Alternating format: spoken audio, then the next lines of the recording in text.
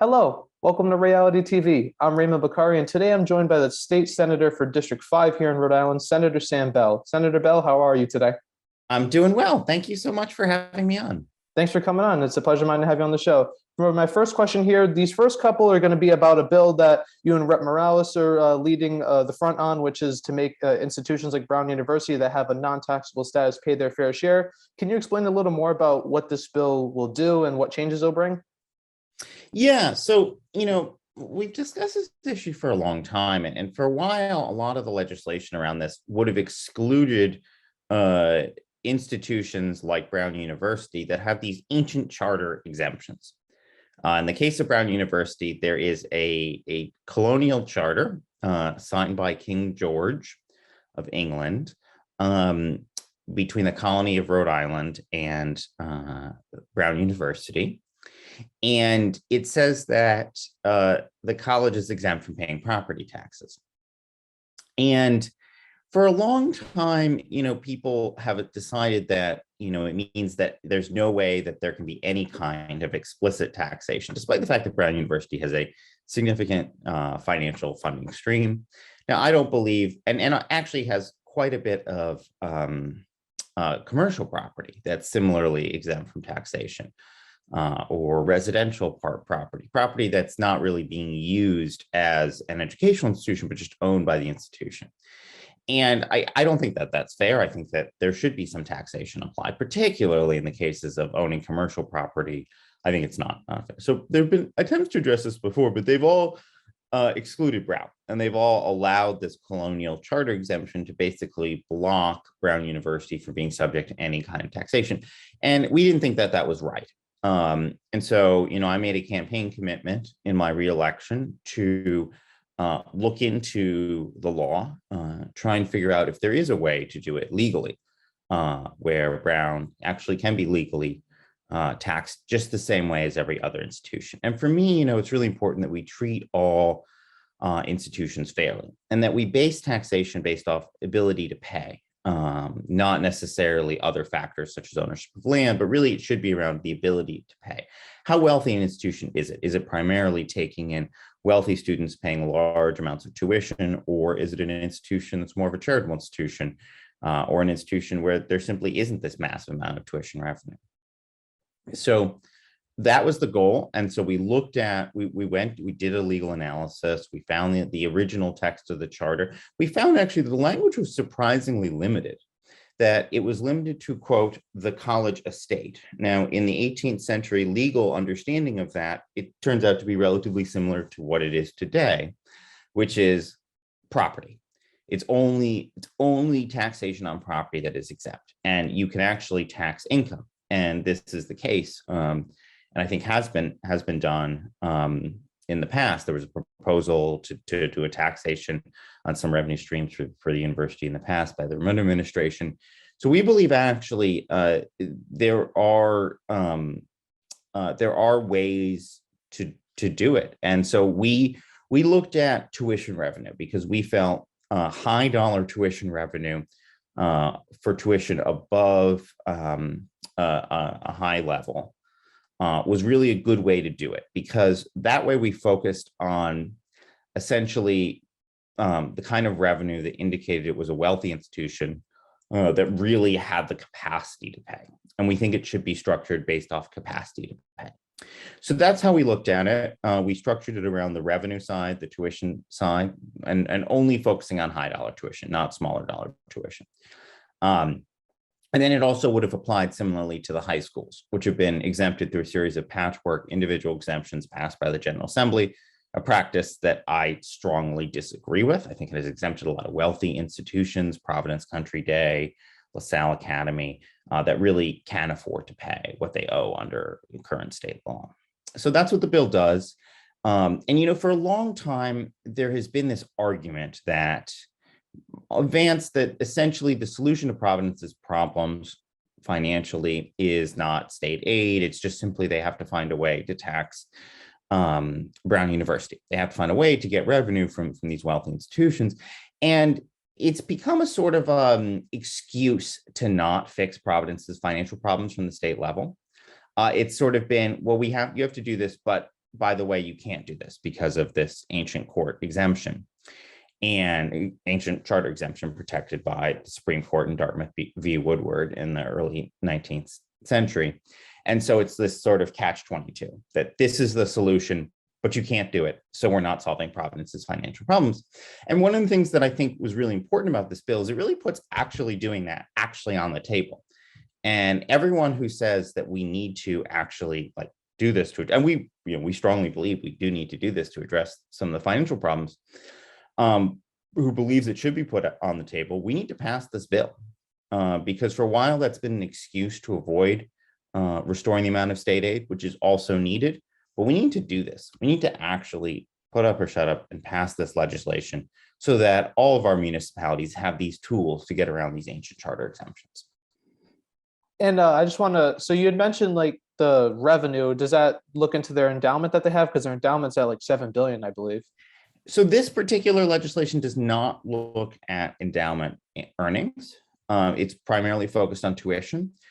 And part of the reason for that is that we wanted to ensure that the benefit would, that the burden would not flow against some of the more low-income students, because we wanted to exempt tuition net of financial aid down to a level that essentially would exclude many of the more low-income students. So we wanted to do it in that way so that we could more carefully avoid any additional costs being passed on to low-income students. And so we felt that using the tuition side, we could more carefully structure the way in which the burden would be distributed on the student side to make sure that it fell more on the wealthier students.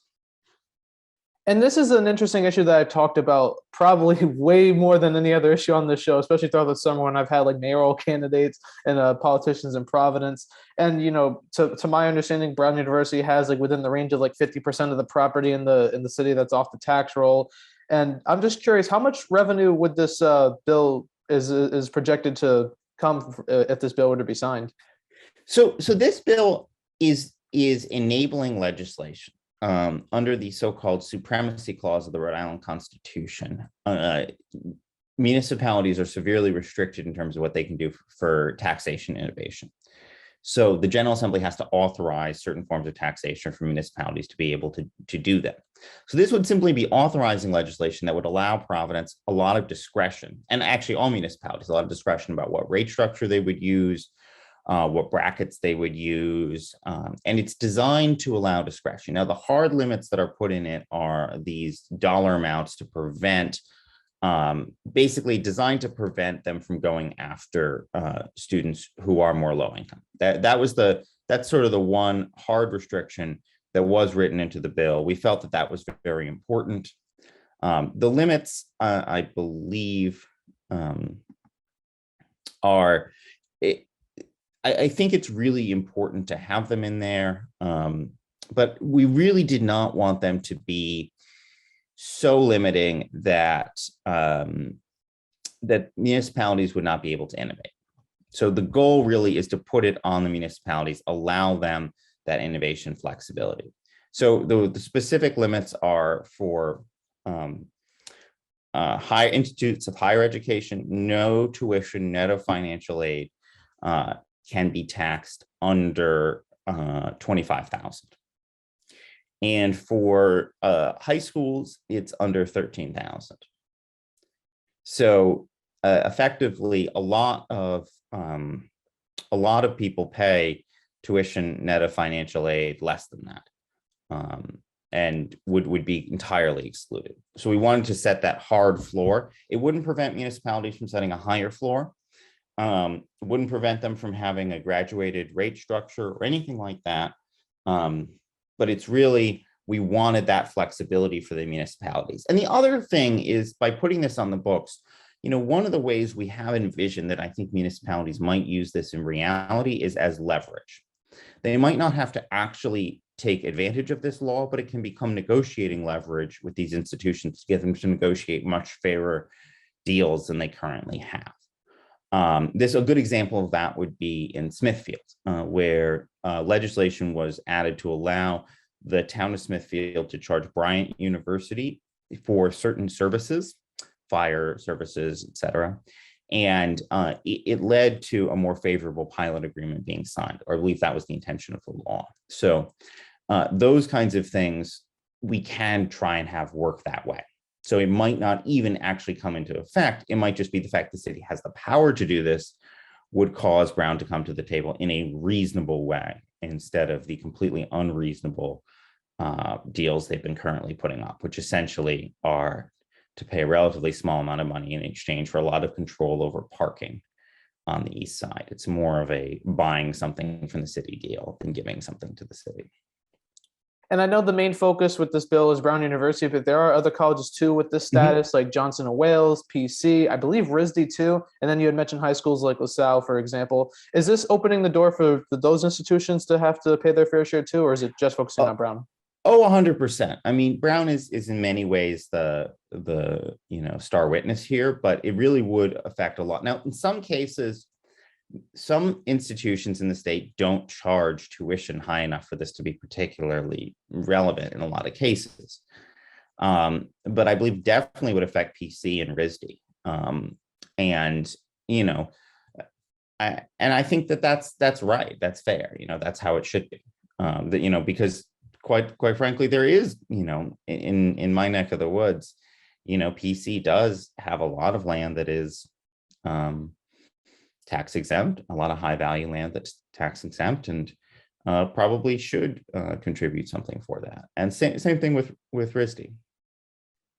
And just kind of going back to like the legislation itself, I remember when Rep Morales had told me that he's putting in a bill this session for it. I was curious what my rep would say, because I'm not going to say who the rep is, but I talked to my rep if they were in favor of it. What they had brought up is, and I kind of took notes from that conversation, that they would be in favor of the bill. What their concerns were things like the charter, and if the proper homework has been done with this bill, and and there also was a concern about what potential legal challenges could come. I think Rep Lombardi had brought up potential legal challenges. Have those things been taken into consideration when drafting the bill? Yeah, I mean, so we did a legal analysis here, and if people, I would not be surprised if there would be a lawsuit, but I actually think we're on remarkably strong legal footing. The exemption, there extraordinary powers are granted to state legislatures when it comes to taxation. There are various limits on federal governments and municipal governments. State legislatures have constitutionally extraordinarily broad powers.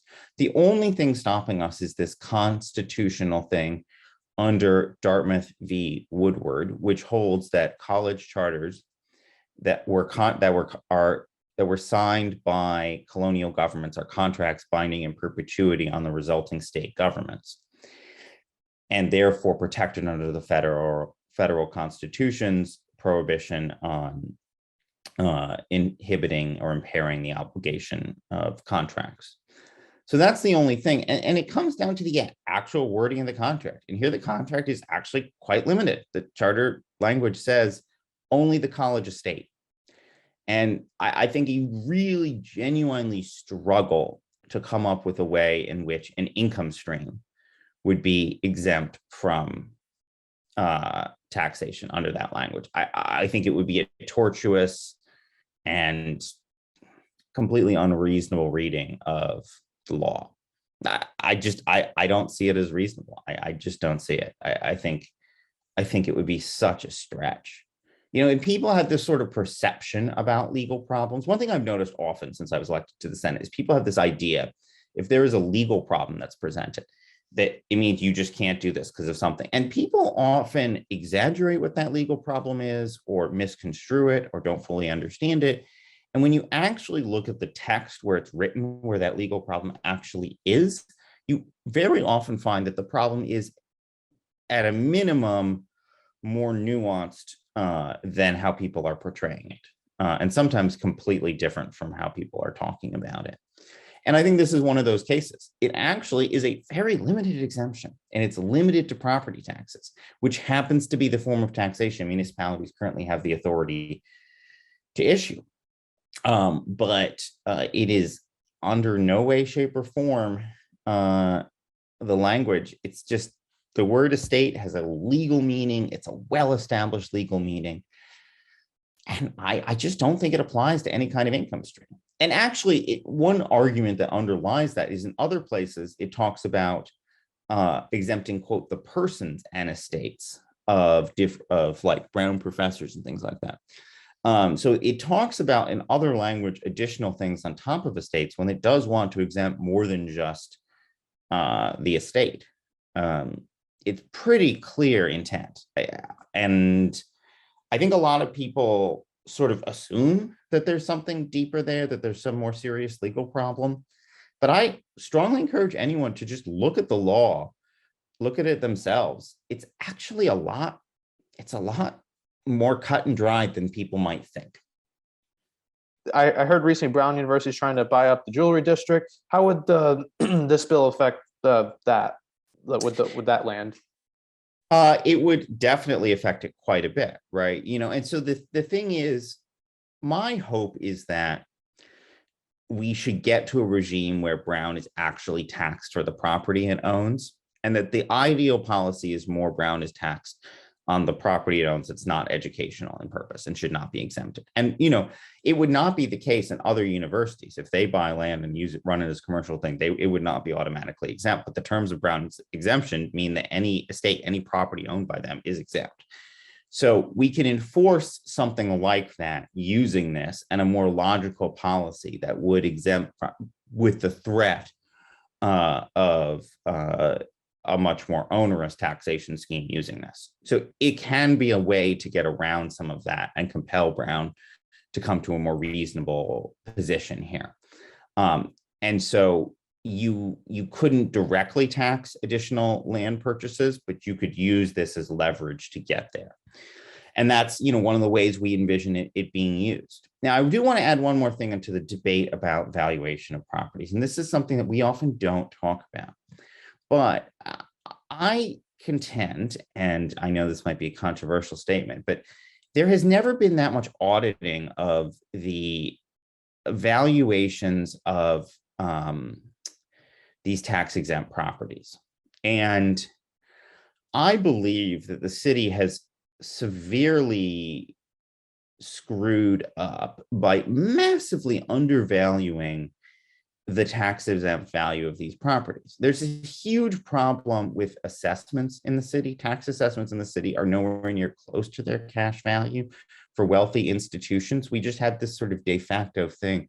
And that applies to wealthy commercial property owners. There are examples. When Brown bought the River House apartment building in the jewelry district, they bought it for, I think, more than 3 times the assessed value. We continually underassess luxury apartments, but I believe, having looked at some of the tax exemptions for many of these wealthy institutions, Brown, PC, the tax assessments, I believe that those assessments are too low. And that has a major effect on the level of pilot payments coming in from the state. And I believe that we are owed more pilot payments from the state for the 27% the state never fully funds of the lost taxes. So I think that one of the things that a mayor could do is get that assessment done more fairly. And that actually could help us understand. It may well be underestimated, actually, the true degree to which we are leaving money on the table here, because I do not buy the assessments that have been done. And since this whole issue of making Brown and PC institutions like that pay their fair share, whenever I asked, I would get different answers all the time. I got told, oh, if the state would let us tax, and I got told, oh, we have to wait for the pilot agreement in the end. Then I got told by the council president, oh, it's a federal thing. So just with this whole bill, I just want to clear, because to my understanding, it sounds like this bill is going to give the municipalities like Providence, more leverage when it comes to getting to pay their fair share. I just want to clarify for those watching. So this bill is like the start. Is this bill just the start of that process? Is there anything further that will be done after? Or is this just like this will give Providence the leverage that they've needed the whole time? This will give Providence the leverage that Providence and other municipalities in similar situations have needed the whole time. It will not impose the tax. It gives Providence the ability to design a tax, or any other municipality the ability to design a tax and a taxation scheme to handle these institutions. It's enabling legislation. It does not dictate to the municipalities the exact nature of those policies. And we felt that that was better because, in particular, we felt that municipalities needed the tools in order to be able to handle this in a negotiation kind of way, because often we have this history of doing this through negotiation. And also in some cases, the rates may differ and the structures and the policy choices may differ based off each municipality's unique needs at that point in time. So we really felt that it was best to give a lot more flexibility to municipalities. In terms of the question of where this legal issue arises, you're right that there's often a lot of confusion about what exactly the legal issue is. People have this sort of vague sense that there's something stopping it.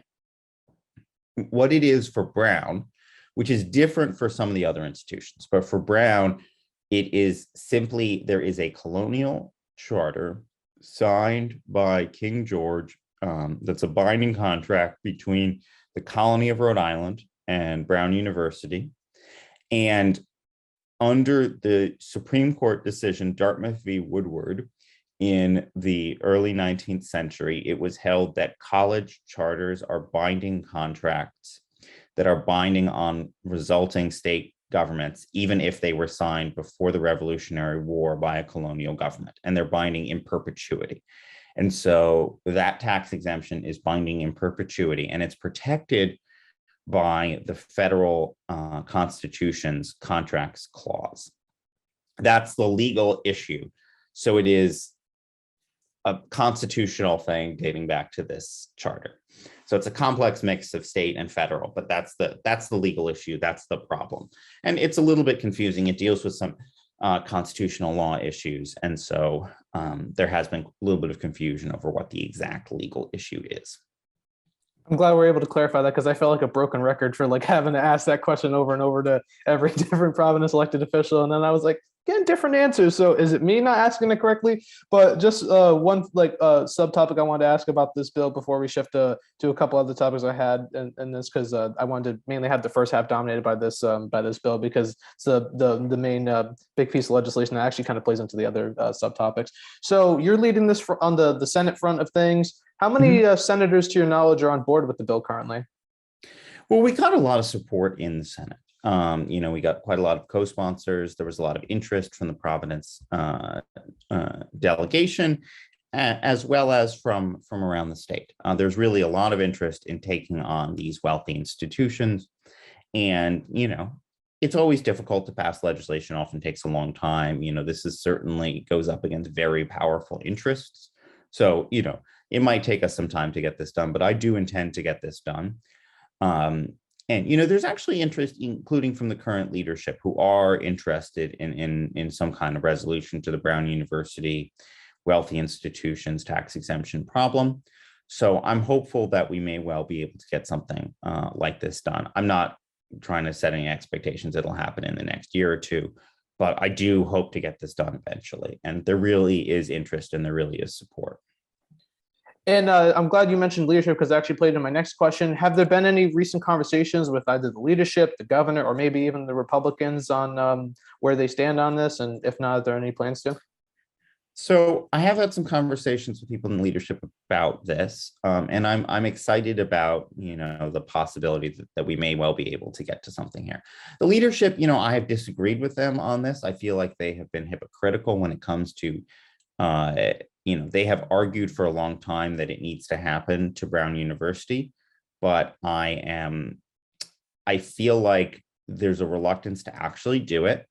And I also feel like when they rammed through that special exemption for LaSalle Academy, even though Rep. Morales and I opposed it, and we had strong opposition in the community, we talked to people who lived in the area around a very strong opposition to that special exemption.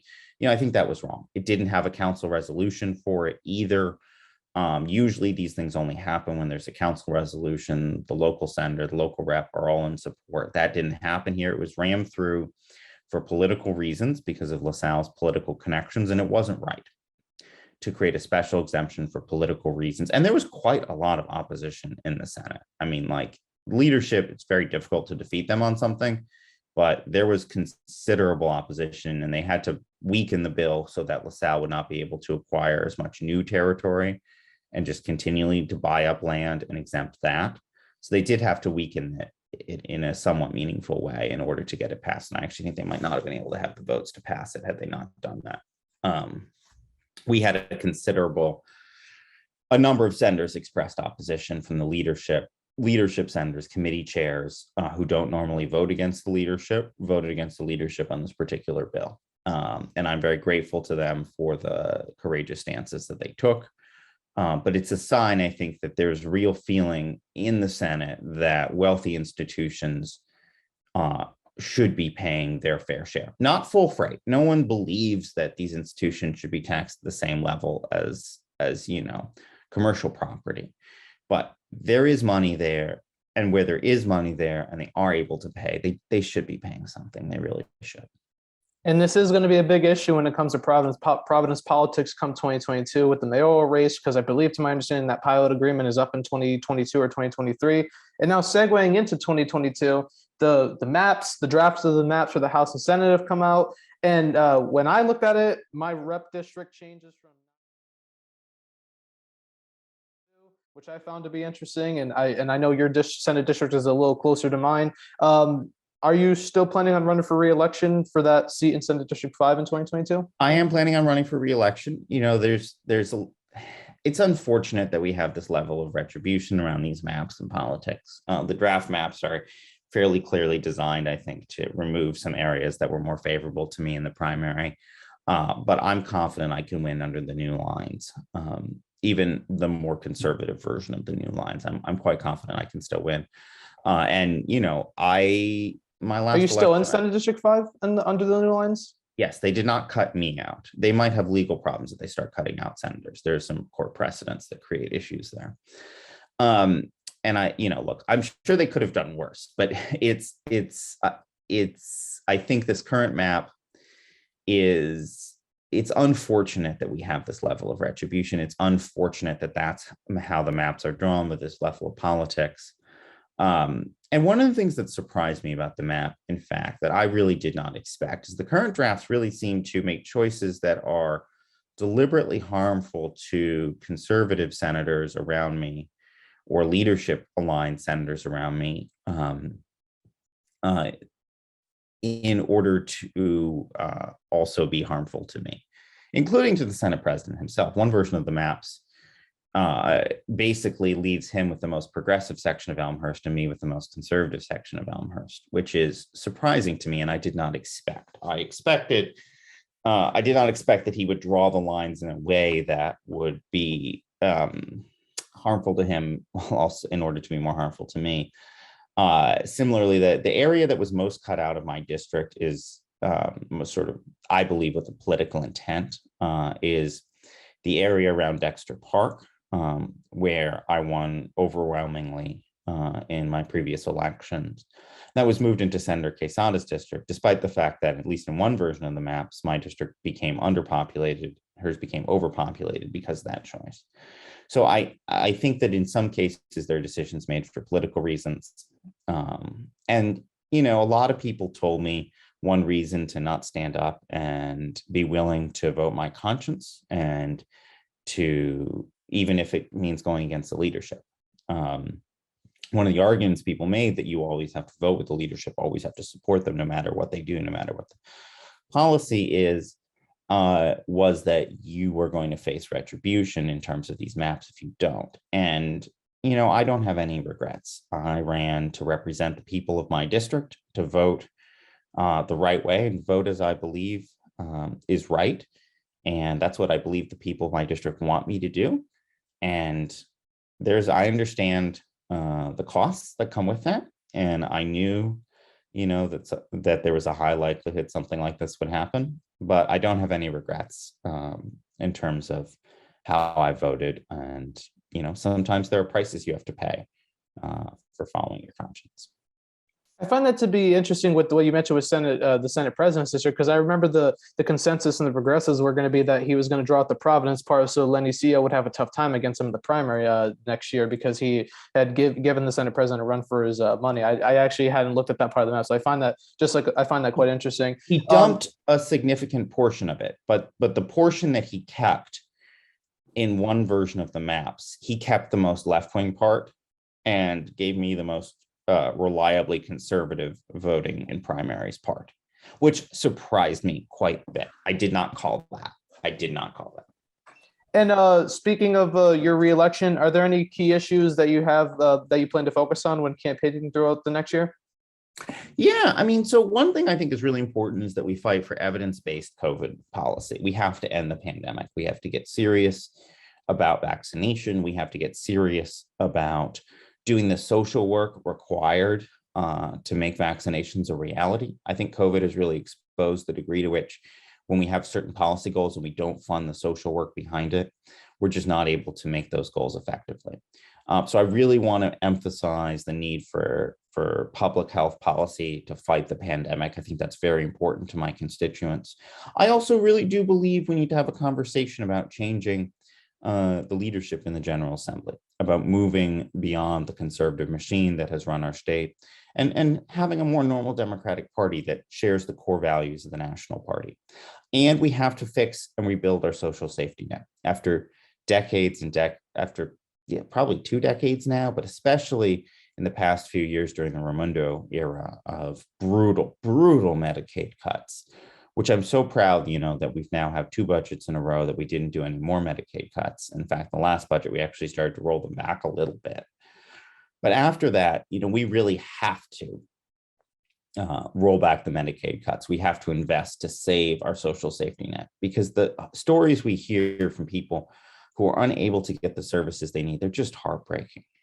Young children who need early intervention services who just can't get them, even though they're federally required. It's just heartbreaking.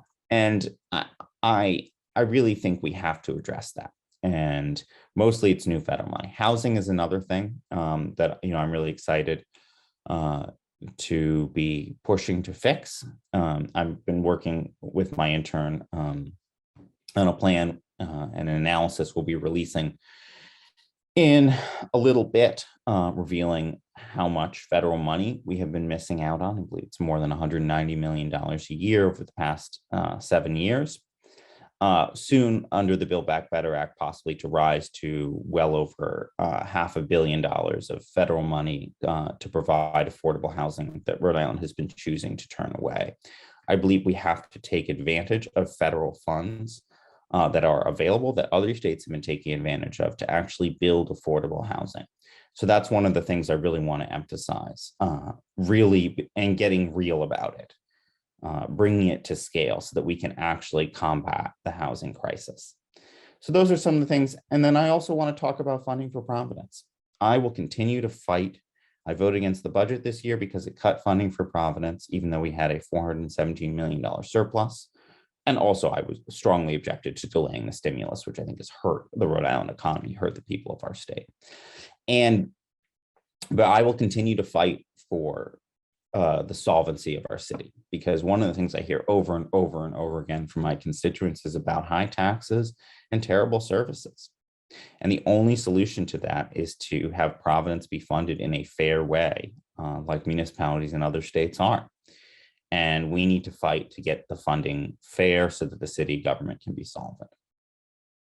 And while on 2020, the topic of 2022 in Providence, we have a big mayoral election coming up, and endorsements will be key in that. I know, for example, even locally here in Ward 15, you had endorsed Doris De Los Santos in that Ward 15 special council election, and that was a key endorsement that had made it competitive.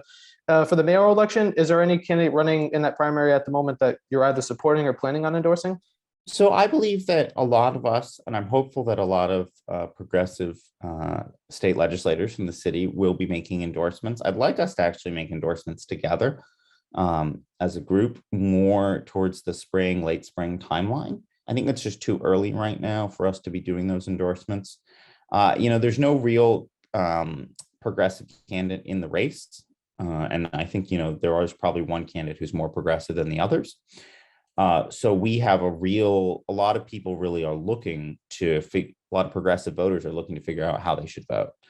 And I think we have an obligation, because our endorsements may actually mean something in this election. We have an obligation to take this very seriously, because the progressive vote is large and there actually isn't a progressive candidate. So the progressive vote may well be the deciding vote in this election. And that is really important. One thing I do think, and I will commit, that I will never endorse Brett Smiley. I'll make that commitment. I will never do that. After what he did at the Department of Administration, I cannot, in good conscience, support him. After how much he ruined the state's COVID response, how cruelly he rammed through those layoffs at Rick that hurt so many of my constituents.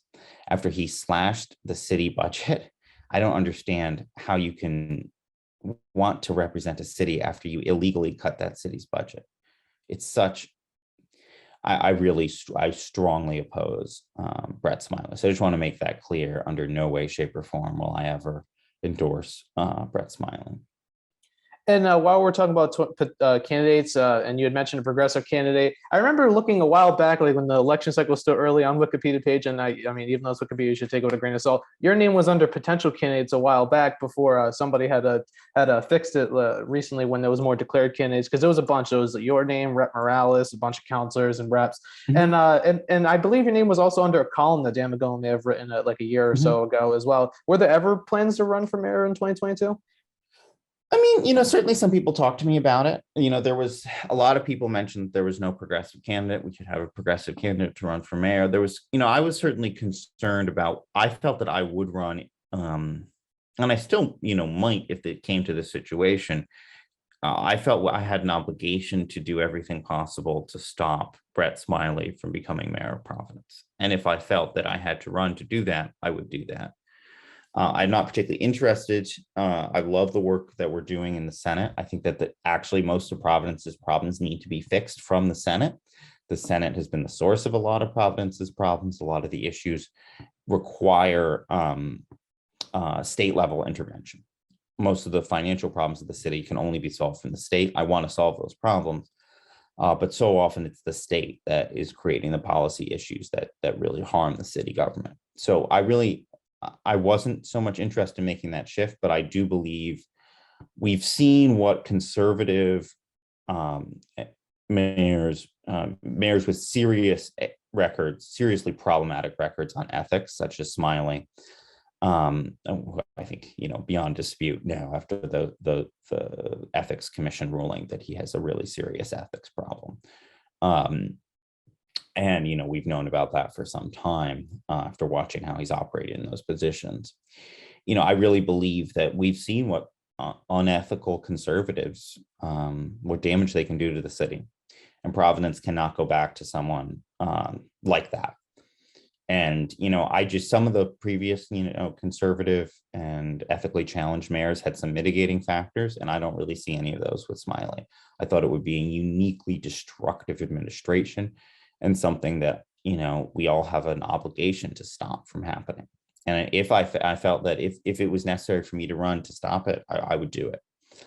And if, the mayor's race were to devolve into a situation where I felt that was the case, I still might run for it. I'm not particularly interested in it. I don't relish the idea of a mayoral campaign. It sounds miserable. But the damage that could be done to the city from Smiley becoming mayor is extreme. And if I felt like I had to, I'd have to. A mayoral campaign definitely would be a tough thing going into 2022, and mainly because segueing into my final issue before we go to the non-political topics is the pension system. This is going to be probably one of the, if not the biggest issues in the mayoral race, and this, like the Brown University topic, because I kind of played them off of each other, because I mean, if you fix the Brown issue, this may fix the pension system problem, not like, with a magic wand, but could help be a potential solution with that money. I've heard, a number of solutions mentioned by local elected officials on the show, like maybe a hybrid option, or for new hires to move to, or for new hires to move to individually owned 401ks, as Cranston did, like when then the Mayor Allen Fung did in 2010 and 2015 with the Teamsters and labor unions. And then the mayor semi-recently is proposing the bond. As a member of the General Assembly representing Providence, what would be your solution for addressing the pension system? So I think I strongly support refinancing the pensions, and quite honestly, also, we also have a similar state issue, and I think we need to refinance our state pensions as well. With these low interest rates, we might have missed out on a once in a lifetime opportunity to really address both the state and city pension issues, and in fact, the pension issues across Rhode Island's municipalities. I think we should have done collectively a state bond to refinance everything. And I believe that fiscal conservatives in the General Assembly put their conservative ideology above the best interests of the state and made a reckless decision that is going to severely financially harm our state for many, many years to come.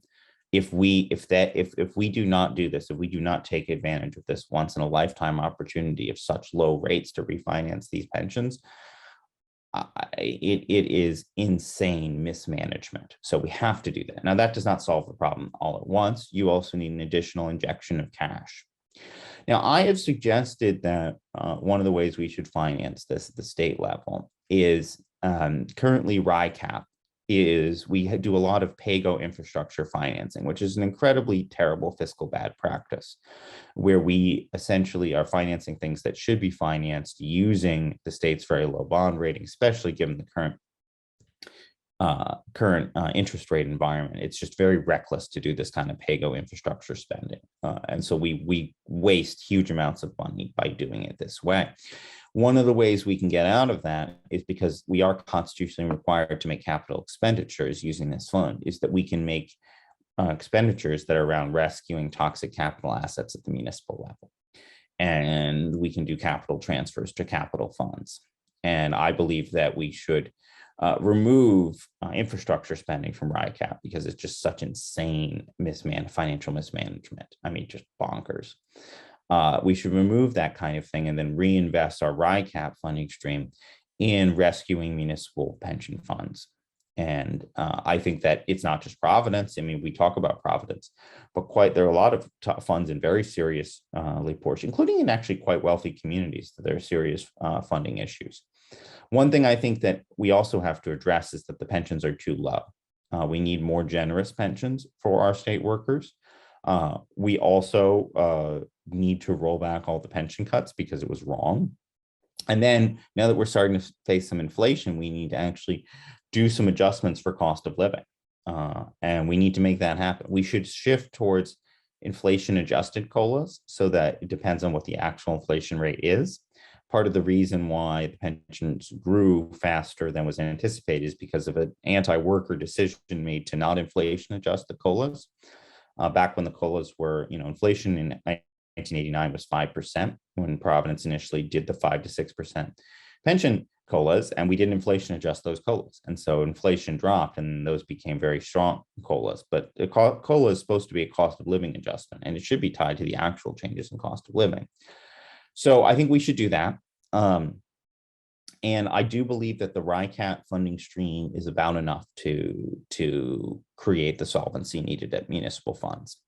Yes, we're talking about more than $100 million a year of state money, but that is the scale of it. And I think that that is how we do this. If we refinance, I think that that can provide enough funding and we can shift it towards those infrastructure things, a lot of which are bad ideas, some of which is just because it uses a slush fund. I think some of those expenditures don't need to be made, but we can shift towards doing the ones that do need to be made through a more responsible, normal capital budgeting process. And my final two, these are the non-political topics. Aside from being a state senator, you're also a geologist. I'm just curious, what did spark your interest to pursue a career in geology? Well, so I do planetary geology, which is so the geology of other planets. And I was always fascinated by space. I was fascinated by humanity's role in the universe and the broader advancement of the human race. And I believe, our future is in the stars and our future goes beyond Earth. And one of the most important far-reaching things we can do is to look beyond our planet and learn about the universe we live in. And I think, it tells us so much more about the world. It tells us so much more about so many things that really matter, but also it's really crucial for laying the future of the human race over the long term. And my final question is one that I ask everyone on the show here to keep tradition. And that is, in your opinion, what do you think Rhode Island is best known for? What is Rhode Island best known for? we're not particularly well known as a state, to be perfectly honest. I think outside, to the extent that people know something about Rhode Island, often we're sort of associated with the ocean, and we're known for like sailing and lobsters and clams and quahogs and things like that. I think that's often how we're associated. But actually, I don't think people outside of Rhode Island think about us very much. We're known as a small state, primarily, I guess. We always get confused to be in New York too. We have been confused with Long Island and various things. And sometimes people think that Rhode Island is just an island, which it is not. Do you have one characteristic that us Rhode Islanders, classify as being best known for? Because we have a lot. I'm just curious for like if you have one for like Rhode Islanders know about. Like how we think about ourselves? Yeah, because I mean, say for example, we Dell's Lemonade is a big one that we talk about when it comes around. Do you have any others like that? It's funny because there really are two Rhode Islands, and there are places where people, a large part of the state, people do think of the state in sort of a maritime sense, the wealthier parts of the state, but that's not at all how people think of Rhode Island in Providence and in a lot of the core of our state. So I think people have really different conceptions of the state, think of it very differently because we have such a divide on income in our state. And I think that we have very different ways that people think about Rhode Island. And there almost are two very different states, and people have very different conceptions. Absolutely true. And this is why it's one of my favorite questions to ask, because I always love hearing the different answers, because what you and I may think as, being residents of Providence, someone in like North Smithfield might not think. Senator, I want to thank you so much for coming on the show. It's been an absolute pleasure of mine to have you on. All right. Well, thank you so much for having me on. This has been a great conversation. And thank you for watching this episode of Ray-ality TV. If you want to see future episodes as soon as they're posted on this channel or the Anchor TV Rick channel, please click the subscribe buttons down below along with the post notification bell icons to the right of it. If you're reading the political profiles article version of this, where I'm going to include this one and one with Rep Morales, where we talk about the issue of Brown paying their fair share, you can see current, future, and prior ones on anchorweb.org. I'm Raymond Bakari, and I'll see you on the next episode.